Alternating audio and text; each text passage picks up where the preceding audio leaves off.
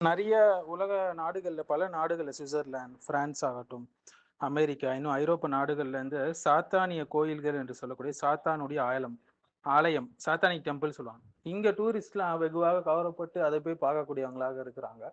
So ஒரு நபர் இப்படி செல்லலாமா அப்படின்னு சொல்லி பாத்தீங்கன்னா, ஷிர்கான வடிவங்கள், ஷிர்கான சிலைகள்லாம் அங்கே இருக்கும். இன்னும் சொல்ல போனா இன்வெர்டட் கிராசஸ்லாம் இருக்கும். சிலுவைகள்லாம் தலைக்கீழ வச்சிருப்பாங்க. ஸோ அது சம்பந்தமான வீடியோ தொடர்கள் தான் நம்ம பார்த்துட்டு இருக்கோம். இது வந்து வெறும் ஒரு கட்டிடத்தை பத்தி பேசுற ஒரு விஷயம் இல்லைங்க. அந்த பில்டிங்கை பத்தி மாறாக இது ஈமான், அகீதா, ஒருத்தர் உள்ளத்துடைய பாதுகாப்பு, ஷிர்குடைய அபாயம், மனுஷனை வந்து சத்தியத்திலிருந்து விலக்க முயலக்கூடிய இப்லீஸுடைய திட்டம் எல்லாத்தையும் பற்றின ஒரு முக்கியமான உரை இது. சாத்தான் கோயில்னா என்னன்னு சொல்லி பார்த்தீங்கன்னா, சர்ச் ஆஃப் சாத்தான் என்று சொல்லுவாங்க. பல அமைப்புகள் இருக்கு சர்ச் ஆஃப் சாத்தான். வெளியில இருந்து பார்க்கும்போது இவங்க வந்து ஒரு சுதந்திர சிந்தனை போலவும், ஒரு எதிர்ப்பு கலாச்சாரம் போலவும், மத அடக்குமுறைக்கு எதிரான இயக்கம் போலவும், ஒரு தனிநபர் சுதந்திரம் போலவும் பேசுவாங்க இவங்க எல்லாம். ஆனா உள்ள பாத்தீங்கன்னா நிறைய விஷயங்கள் அவங்களுக்குள்ள இருக்கும். இறை நிராகரிப்பு இருக்கும், மனித ஆசைக்கு முழுமையாக கீழ்ப்படிதல் இருக்கும், பாவத்தை சாதாரணமாக்குவாங்க, இந்த ஆண் ஆண் பெண் பெண் இந்த எல்ஜிபிடிக்கு இஷ்யூஸ் இதெல்லாம் நார்மலைஸ் ஆக்குவாங்க. மேலும் வந்து ஃபிடோஃபைல்ஸ் சிறு பிள்ளைகளோடு உறவு வைப்பது இதெல்லாம் அவங்க அந்த மாதிரி ரிச்சுவல்ஸ்லாம் இதில் தொடர்பு பட்டவர்கள் செய்வார்கள். நிச்சயமா ஷைத்தான் உங்களுக்கு வெளிப்படையான பகைவன் என்று அல்லாஹ் சொல்றான் சூரத்துல் பக்ரால.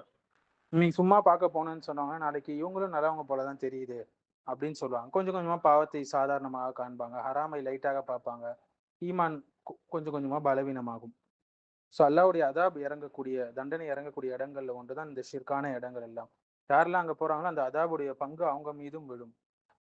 ஸோ ஃபித்னாவுக்கு அருகில் போகக்கூடாது, ஹராமானதை பார்க்கக்கூடாது, ஏன்னா மனுஷன் பலவீனமானவன். ஆனா யாராவது ஒருத்தவங்க இதை பார்த்துட்டு இதற்கு மறுப்பு கொடுக்கணும்னு போறாங்க, ஒரு கல்வியால ஒரு ஆலிம் போறாங்கன்னா அது தப்பு இல்லை. ஷைத்தான் வந்து ஒரே நாள்ல மனுஷனை வழிகெடுக்க மாட்டாங்க, ஒரே நாள்ல ஷிர்கு செய் குஃபுர் செய்ன்னு சொல்ல மாட்டான். கொஞ்சம் கொஞ்சம் கொஞ்சமா ஆரம்பிப்பான். ஃபர்ஸ்ட் பாவங்களை சாதாரணமாக்குவான், அதை பழக்கப்படுத்துவான், ஈமானிய உணர்வை மங்க செய்வான். இப்படியே என்ன ஆகும்னா அதுவும் ஒரு இதுதானே அப்படின்னு சொல்லுவாங்க, மதம் தானேன்னு சொல்லுவாங்க. அதுக்கப்புறம் அந்த சின்னம்லாம் பரவாயில்ல அப்படின்னு சொல்லுவாங்க. பிறகு எல்லா மதமும் ஒன்றுதான்னு சொல்லுவாங்க. உண்மைன்னு ஒண்ணுமே இல்லைன்னு இறுதியா சொல்லுவாங்க. இப்படிதான் படிப்படியா ஷைத்தான் வந்து வழிகெடுப்பான். ஸோ நவீன உலகம் சாத்தானிசத்தை வந்து ரீபிராண்ட் செய்யுது. இன்னைக்கு இருக்கக்கூடிய சினிமா, இசை, சமூக ஊடகம் என்ன செய்யுதுன்னா, சாத்தானை கெட்டவன் என்று காட்டாம அவனை ஒரு ரிபல், ஒரு இண்டிபெண்டன்ட், ஒரு ஃப்ரீ திங்கர், ஒரு ஆன்டி சிஸ்டம் உடைய ஹீரோ என்று காட்டுகிறது. இது ரொம்ப ஆபத்தானதுங்க. ஏன்னா இப்லீஸுடைய அடிப்படை குணமே அகந்தை தான். தொடர்ச்சியாக போகும்போது அவனுடைய உள்ளத்துல சைத்தானுக்குன்னு ஒரு இடம் கொடுக்க ஆரம்பிச்சிருவான். இந்த டிக்டாக், இன்ஸ்டாகிராம், யூடியூப் மூலியமாக இந்த அக்கல்ட் கல்ச்சர், மறைமுகமான சிம்பாலிசம்கள், சாத்தானிக் ஏஸ்தட்டிக்ஸ், ஈவில் கிளாமரைசேஷன் இது எல்லாமே பரவி இருக்கு. இதெல்லாம் எப்படி காட்டப்படுதுன்னா ஒரு கூலான விஷயம் போல காட்டப்படுது. எப்பவுமே ஒரு இருள் வந்து ஒளியாக ஆகாது. சைத்தான் எப்பவும் ஒருத்தவனுக்கு நண்பனாக ஆக மாட்டான். ஸோ ஒரு முஸ்லீம் வந்து தௌஹீதுடைய மக்களுடன் சேர்ந்து இருக்கணும், குர்ஆனுடைய மக்களோடு சேர்ந்து இருக்கணும், செய்யக்கூடிய மக்களோடு சேர்ந்து இருக்கணும். நாம் இருளை வந்து குளோரிஃபை பண்ணக்கூடாது. இருளிலிருந்து மக்களை ஒளியின் பக்கம் கொண்டு வர வேண்டும். சாத்தான் வழிபாடு பண்டைய காலத்திலிருந்தே இருந்து வந்திருக்கு. இந்த சாட்டானிக் டெம்பிள்ன்றது பொதுவாக எப்போ பிரபலம் ஆச்சுன்னா 2012ஆம் ஆண்டு அமெரிக்காவில் தொடங்கப்பட்ட இறைவனை நம்பக்கூடாதுன்ற நான் தெயிஸ்டிக் புது மத இயக்கம் மூலியமா ரொம்ப ஃபேமஸ் ஆச்சு. அவங்களுக்குன்னு டெம்பிள்ஸ் எல்லாம் வர ஆரம்பிச்சது. ஸோ இதனோட தலைமையகம் வந்து அமெரிக்காவில் இருக்கு.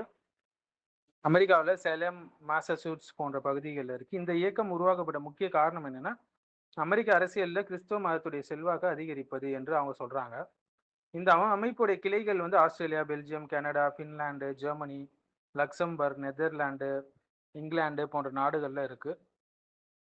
ஸோ இவங்க வந்து சைத்தானை பற்றிய பார்வையே வேற மாதிரி வச்சிருக்காங்க. சைத்தான் உண்மையான அமானுஷ சக்தி அல்லது தீமையுடைய உருவம் என்று இவங்க நம்பல. மாறாக அதிகாரத்துக்கு எதிராக கிளர்ச்சி செய்யக்கூடிய ஒரு சின்னமாக பார்க்கறாங்க, கடவுளாக பார்க்கறாங்க, சமூக கட்டுப்பாடுகளுக்கு எதிரான எதிர்ப்பாக பார்க்கறாங்க, தனிநபருடைய சுதந்திரத்துடைய குறியீடா பார்க்கறாங்க. சைத்தானை வந்து ஒரு உருவகமாக, மெட்டபோராக பயன்படுத்துறாங்க. அவங்க சொல்லக்கூடிய முக்கிய விஷயங்கள் என்னன்னு பார்த்தீங்கன்னா, ஸ்கெப்டிசிசம். ஸோ அனைவரிடமும் இரக்கம் மற்றும் மனித நேயத்தை ஊக்குவிக்கணும்னு சொல்லுவாங்க. ஆனால் செய்யறது எல்லாமே உல்டாவா இருக்கும். சைத்தானிய சின்னங்கள், மதத்தை நையாண்டி பண்ணுவது, கேலி பண்ணுவது, சட்ட போராட்டங்கள் செய்வது, பொதுமக்கள் கவனத்தை ஈர்க்கக்கூடிய சாத்தானிய நிகழ்ச்சிகள்லாம் செய்வாங்க. இதற்கும் கிறிஸ்தவத்துக்கும் எந்த சம்பந்தமும் கிடையாது, இதற்கும் இஸ்லாமுக்கும் எந்த சம்பந்தமும் கிடையாது. சாத்தான் வழிபாட்டர்களுக்கும் இவங்களுக்கும் எந்த சம்பந்தமும் கிடையாது. இதில் இருக்கக்கூடிய சிலர் வந்து நிறைய அரசியல் மற்றும் சமூக பிரச்சனைகள்லையும் செயல்படுறாங்க.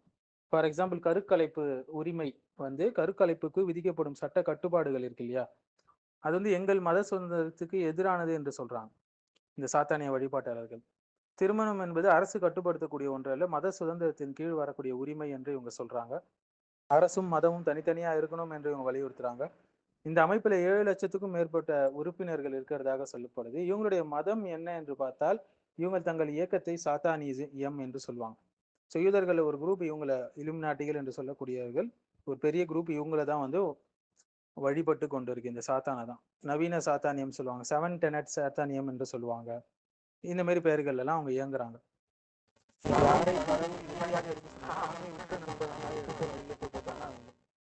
ஸோ ஒவ்வொரு நாகரிகத்திலும் ஒவ்வொரு பெயரை வச்சு சைத்தானை வணங்கியிருக்காங்க. பால் வழிபாடு என்று கூட கேனனைட்ஸ் வந்து ஆரம்பத்தில் வணங்கியிருக்கிறாங்க. ஸோ இது உள்ள அமானுஷ உருவங்கள், அமானுஷ விக்கிரகங்கள், சிலைகள்லாம் இருக்கும். விகாரமான பெயிண்டிங்ஸ் அது எல்லாமே இதுக்குள்ளே இருக்கிறோம், நம்ம பார்க்கலாம்.